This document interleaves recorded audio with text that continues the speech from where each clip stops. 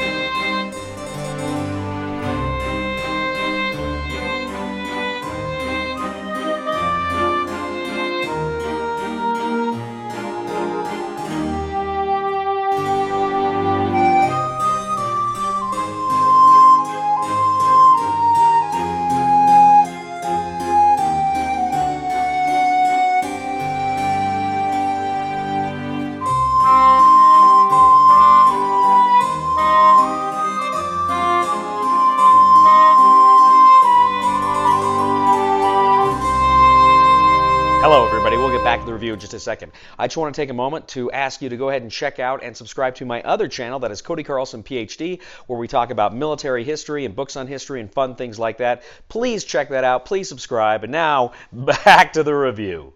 In The Hunger from Renegade Game Studios, 2 to 6 players take on the roles of various vampires as they attempt to go on a race toward the end of the track and to come back picking up all sorts of goodies, hunting their prey in the attempt to become the greatest vampire of them all.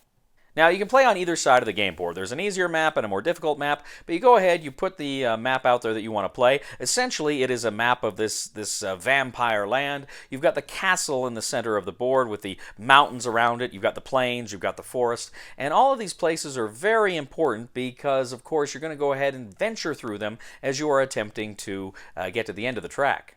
Now, this game is a deck builder. You're actually going to start out with some weaker cards, and as you play through these, they will give you speed. Now, speed is how fast you can move along the track.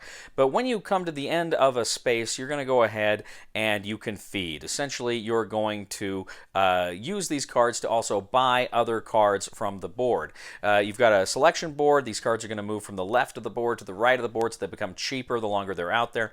But you're going to go ahead, you're going to buy these cards and put them into your hand. Now, some of these cards will give you speed, but most of them will give you other abilities. Some of them will give you points when they pop up or other fun things you can do. But critically, as you are getting more of these cards into your deck, it's slowing you down. So there's a balance here between getting the points and maintaining speed.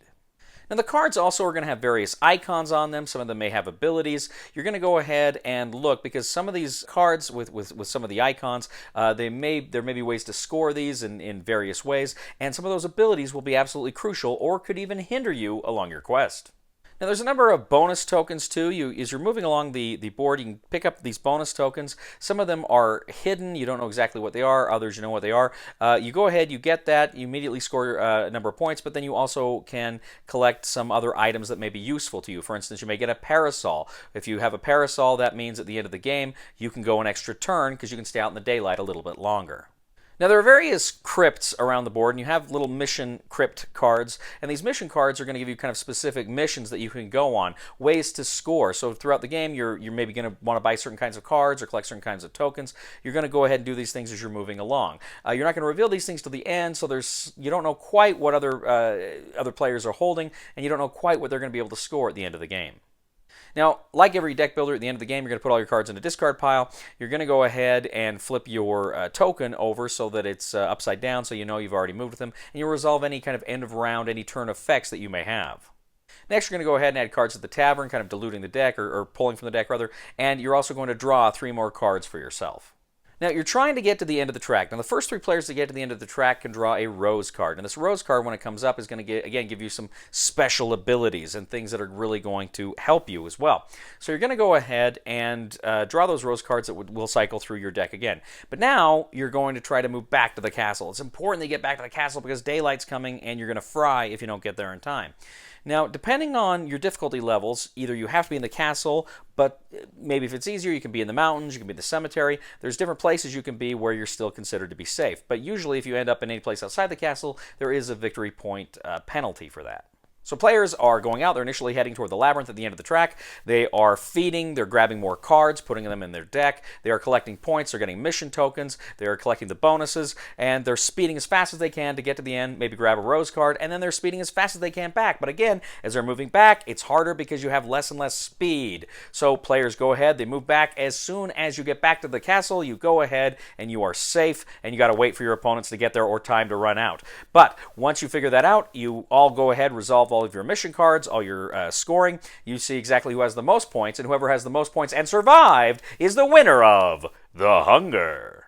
So this was a game, you know, the artwork's good, it's well done, but it's not necessarily my cup of tea. It looked a little too cartoony for me, and I like vampire games, I like horror-themed games, and, you know, I like them that kind of take themselves seriously, and this kind of looks like it didn't take itself too seriously. Which, you know, is fine, but it's not something I'm really drawn to, per se, kind of a more cartoony take on horror. But nevertheless, you know, I was kind of intrigued about this game, especially when I learned that it's a deck-building racing game. And I played games like this before. Extraordinary Adventures Pirates from Forbidden Games did that, where you were essentially pirate ships racing using a deck-building system, and that was a really fun game. I liked that. But this game, you know, I'm setting it up and I'm thinking, okay, this looks like it could have some legs to it. And we're playing the first game, and we're playing it. We're heading out. And we're thinking, okay, well, spend, yeah, buy stuff. Okay, not that much to it. Not that much to it. And then toward the end of the track, and we're getting there, we're realizing, no, wait a second. I'm going to have to make it all the way back, and I don't know if I got enough time to do that. Oh, crap.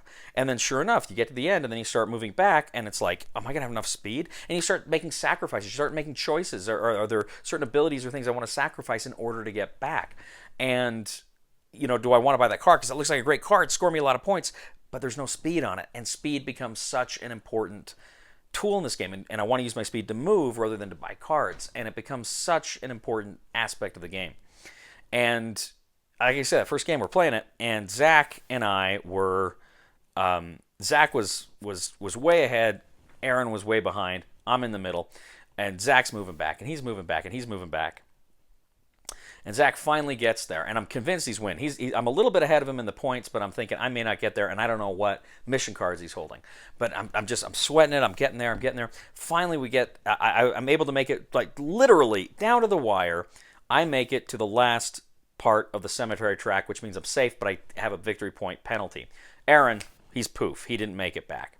So it's down to me and Zach. So we go ahead, we score, we add up everything we got, and I just pulled it out. I was able to win a victory. And I got to tell you, it was intense. Really sucked me in.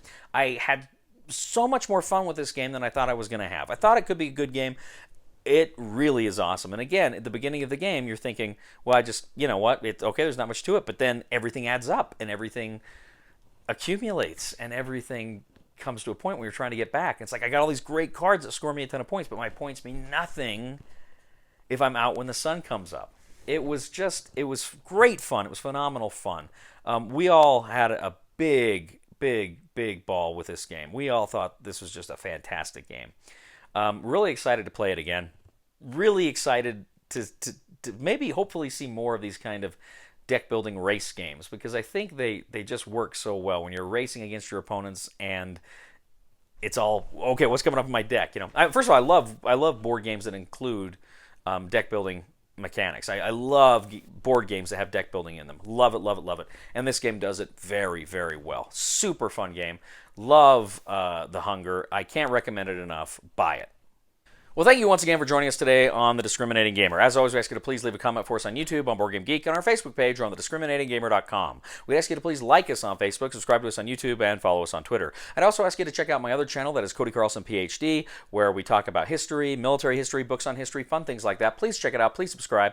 And I'd also ask you to please give a thumb to this video on Board Game Geek. That helps us out a ton as well. Ladies and gentlemen, you know, I've had people tell me that I look like a vampire. I look in the mirror, but I don't see it. Please somebody help me on my feet again, and I don't know where I'm going, and I don't know where I've been. Please somebody help me on the solid ground. It's a long time, and I'll be dying. Once a year I wind up in the band. Hello, this This is President Obama. The NSA has been trying to keep tabs on you, but you seem to be breaking all of our cameras because you're so ugly.